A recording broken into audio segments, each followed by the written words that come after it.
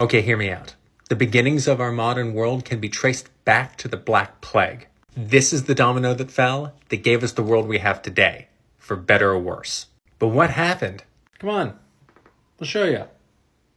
Now, just to be clear, the entirety of the known world is getting brutalized by the plague. And while losing half of your population is going to throw a monkey wrench into any operation, don't get me wrong. The rest of the world has an economic system that is able to limp along. Europe, on the other hand, fucking collapses. But let's not get it twisted. It is not the staggering loss of life that makes the Black Plague significant. There are other instances where tons of people have died and we barely mention it. Taiping Rebellion, anyone? But not all tragedies are created equal. And this tragedy fucked with the money.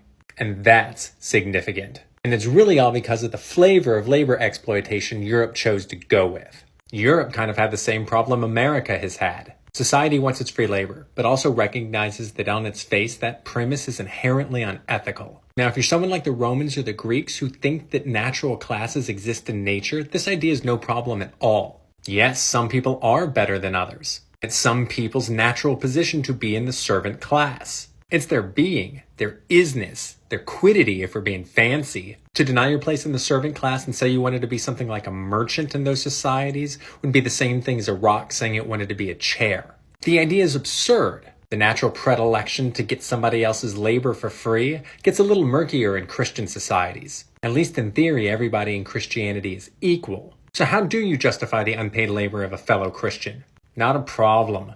Barely an inconvenience. I mean, we can justify anything if we try hard enough. Rules are just obstacles to getting what we want. Am I right? Instead of having a natural hierarchy that starts with Zeus and Poseidon in that group, and then goes to philosopher kings, and then merchants, and then servants, and then insects, and then grass, and then rocks. Instead, we just swap out Zeus with God, and we swap out philosopher kings with popes and priests, and we swap out merchants with, well, merchants, and we swap out the servant class with, well, the servant class. But we won't call them that, we'll call them serfs. And this is where marketing becomes very important. Whether we like to believe it or not, our words matter. And what words we use and how we use them does in fact make a difference. In this instance, you cannot use the term enslaved person. Because everyone knows you can't enslave other Christians, that's barbaric. Until later when you can only enslave Christians, but that's another story. And anyway, you are not enslaving these people, you are just simply making them work for you for fear of bodily harm if they leave the land.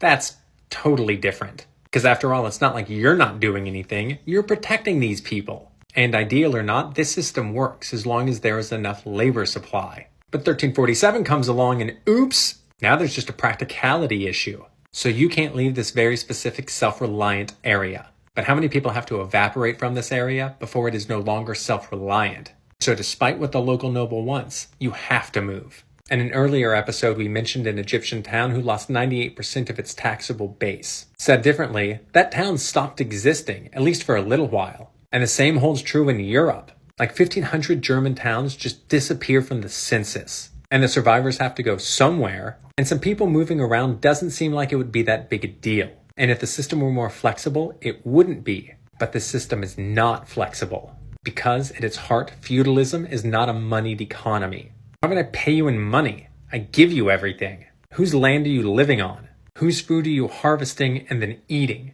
Whose protection are you getting? Why would I give you cash on top of that? Now a bunch of strangers walk into town. You don't know who they are. You don't know where they came from. You don't know why they're here. You don't know if they're criminals. But you need people to work for you.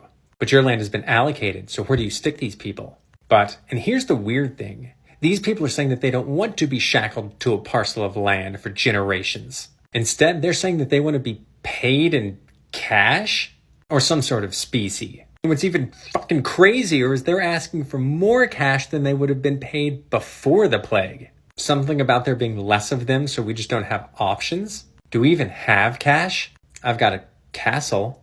I've got a hunting preserve. So what's Europe going to do about it? Well, first, nothing. Then, everything. Till next time.